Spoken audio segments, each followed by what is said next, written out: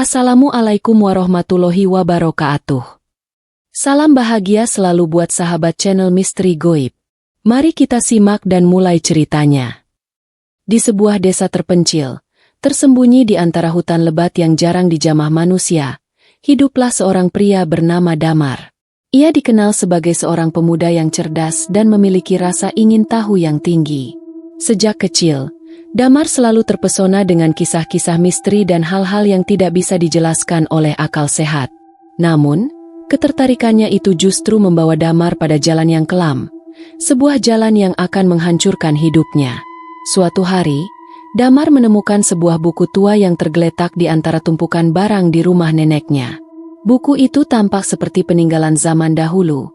Sampulnya usang dan tertutup debu tebal.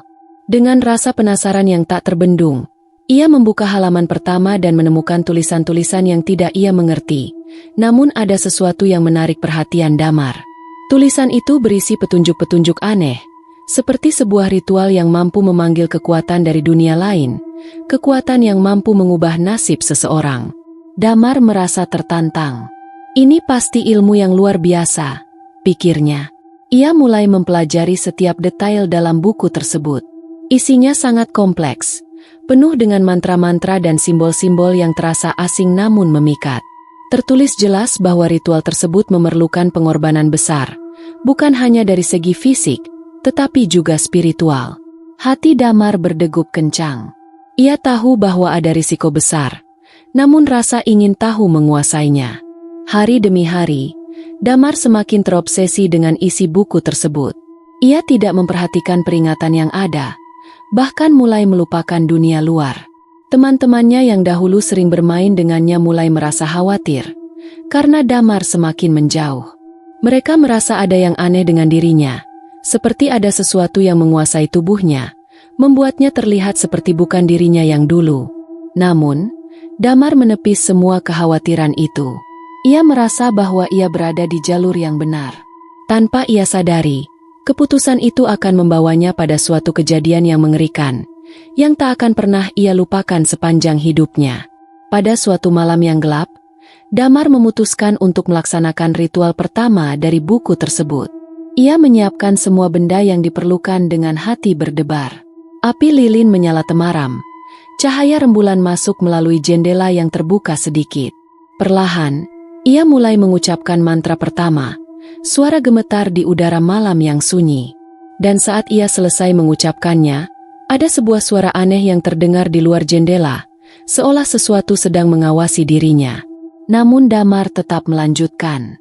Ia tak tahu bahwa apa yang baru saja ia panggil, bukanlah kekuatan yang bisa ia kendalikan. Itu adalah awal dari sebuah bencana yang mengerikan.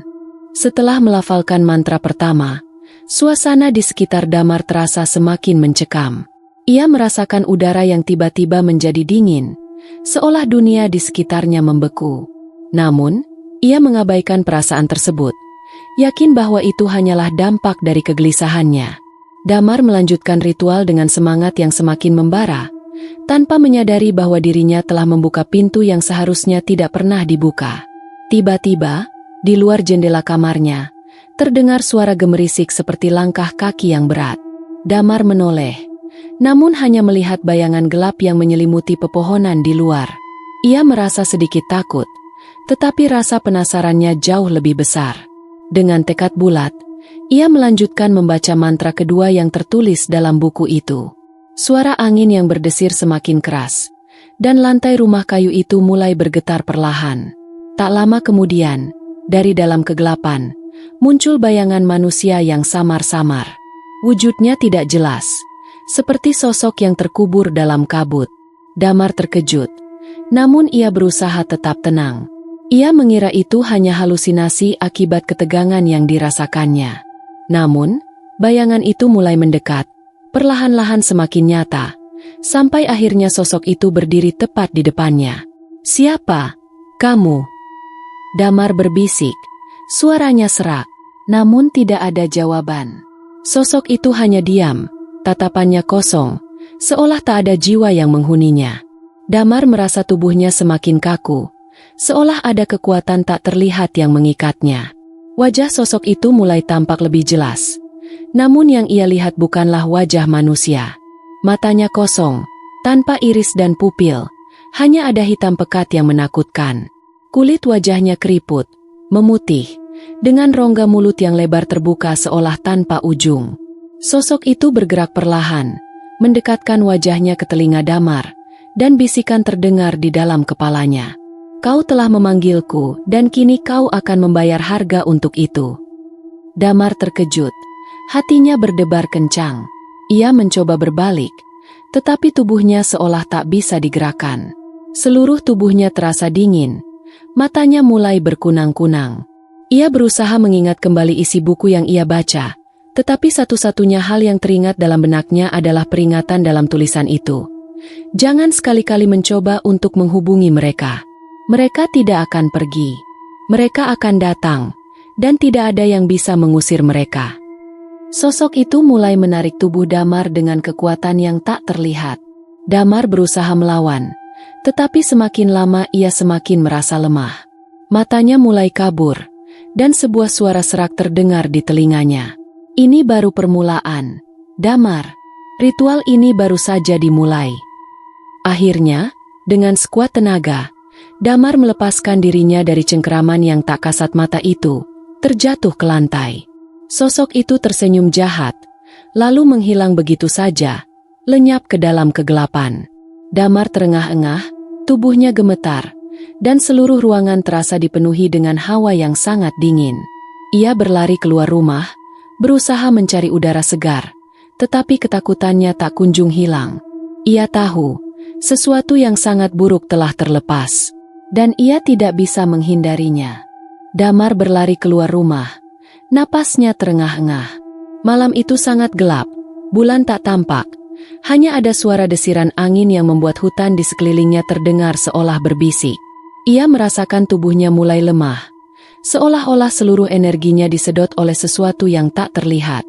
Di sekelilingnya, bayang-bayang pohon-pohon besar seolah bergerak, menyusuri setiap langkah yang ia ambil.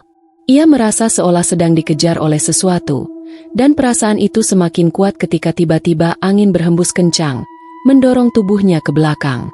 Damar, kau tidak bisa melarikan diri. Suara itu kembali terdengar, namun kali ini lebih dalam dan lebih menakutkan. Itu bukan suara manusia. Suara itu terdengar seperti bisikan ribuan jiwa yang terperangkap dalam kegelapan abadi, berteriak meminta balasan. Damar menoleh dengan panik, namun tidak ada apa-apa di belakangnya. Ia berlari semakin cepat, melintasi jalan setapak yang hanya dikenalnya. Hatinya berdegup kencang, seakan setiap detak jantungnya membawa beban yang lebih berat. Tapi tidak ada tempat yang aman. Setiap sudut jalan, setiap jejak langkah yang ia tinggalkan, terasa penuh dengan ancaman. Ia bisa merasakan kehadiran itu mengintai, tak terlihat namun jelas terasa. Sampai akhirnya, ia tiba di tepi hutan, di tempat yang biasa ia singgahi untuk mencari ketenangan. Tetapi malam ini, tempat itu terasa sangat berbeda. Tanahnya basah, dan udara terasa lebih dingin dari biasanya. Tanpa disadari, Damar sudah berjalan semakin jauh, jauh dari desa, menuju ke sebuah tempat yang sama sekali tidak dikenalnya. Ia berhenti sejenak, melihat sekitar, mencoba menenangkan dirinya. Namun tiba-tiba sebuah suara keras membuatnya terlonjak. Bertobatlah, Damar. Itu yang terakhir yang bisa kau lakukan, teriak suara itu. Damar menoleh ke belakang, dan kali ini ia melihat sosok yang sangat jelas. Sosok itu berdiri tegak di bawah cahaya rembulan yang tiba-tiba muncul. Sosok tinggi, mengenakan jubah hitam yang bergerak seiring angin. Wajahnya tertutup oleh tudung, tetapi dari balik bayangannya, Damar bisa merasakan kekuatan yang sangat besar, kekuatan yang jauh lebih mengerikan dari yang pernah ia bayangkan. Siapa? Siapa kamu? Tanya Damar dengan suara serak, namun sudah bisa merasakan bahwa ini bukanlah orang biasa. Akulah penjaga gerbang, yang menjaga dari mereka yang menginginkan kekuatan terlarang. Kekuatan yang kau panggil, Damar, adalah kekuatan yang menghancurkan, yang tak dapat dikendalikan. Dan sekarang, mereka datang untuk menuntut balasannya. Tiba-tiba, tanah di sekitar Damar bergetar hebat, dan suara jeritan mengerikan terdengar dari dalam tanah. Damar terjatuh, merasakan bumi seakan membuka. Dari dalam tanah, tangan-tangan putih pucat mulai muncul, merayap keluar seperti bayangan makhluk-makhluk dari dunia lain.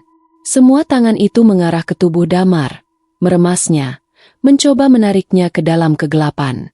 Dengan panik, Damar berusaha melawan, tetapi semakin ia melawan, semakin banyak tangan itu muncul, menyelubunginya, menariknya lebih dalam ke dalam kegelapan yang mengerikan. "Jangan biarkan mereka menarikmu, Damar!" teriak suara penjaga gerbang itu. "Kau hanya punya satu pilihan sekarang, lepaskan buku itu, atau seluruh jiwamu akan terperangkap di sini selamanya." Damar hampir tidak bisa bergerak. Tubuhnya semakin berat oleh cengkeraman tangan-tangan itu. Saat itulah, ia teringat pada buku yang ia temukan di rumah neneknya. Buku yang telah membawanya ke dalam kegelapan ini. Damar sadar, jika ia tidak melakukan sesuatu, hidupnya akan berakhir di tangan makhluk-makhluk yang telah ia panggil sendiri. Dengan sisa-sisa kekuatannya, Damar meraih tas yang tergeletak di sampingnya. Ia mengeluarkan buku itu, dan saat ia membuka halaman terakhir, ia menemukan sebuah mantra terakhir yang tertulis dengan huruf darah. "Untuk menghentikan mereka, kau harus menghancurkan buku ini. Karena hanya dengan menghancurkannya, semua yang telah terjadi akan berakhir." Namun, saat Damar mencoba untuk membakarnya, tiba-tiba sesuatu yang lebih mengerikan terjadi. Buku itu bersinar, seakan memiliki kehidupan sendiri, menolak untuk dihancurkan. Damar memegang buku itu erat-erat. Tubuhnya hampir lumpuh karena cengkeraman makhluk-makhluk dari dunia lain yang semakin kuat. Ia bisa merasakan getaran buku itu, seperti ada energi yang mengalir darinya, kekuatan yang begitu besar dan menakutkan. Tulisannya seakan hidup, bergerak, dan memanggil kembali bayang-bayang yang sudah ia coba lepaskan. Dengan sisa-sisa kekuatannya, Damar menggigil dan berteriak, "Mengapa? Mengapa aku bisa begitu bodoh?" Tangan-tangan yang merayap dari dalam tanah semakin banyak, dan mereka mulai meremas tubuhnya dengan kekuatan yang mengerikan. Setiap jari yang meremas tubuh Damar terasa seperti terhisap ke dalam bumi, seolah-olah ia sedang ditarik ke dimensi lain. Rasa sakit yang luar biasa menyelubungi tubuhnya, namun yang paling menyakitkan adalah kenyataan bahwa ia telah membuka jalan untuk teror yang tak akan pernah berakhir. "Buku itu tidak akan membiarkanmu pergi, Damar." Suara penjaga gerbang terdengar jauh, namun tak cukup membantu. Kekuatan itu sudah terlanjur mengikat jiwamu, dan hanya ada satu jalan untuk menebusnya. Damar, dengan napas tersengal-sengal, merasakan dunia di sekitarnya mulai gelap. Sosok penjaga gerbang yang tadi masih tampak jelas kini memudar, seolah ditelan oleh kekuatan yang lebih besar. Suara bisikan itu semakin menjadi-jadi, ribuan suara yang menjerit, mengerang, dan meminta balasan atas dosa yang tak dapat terhapus.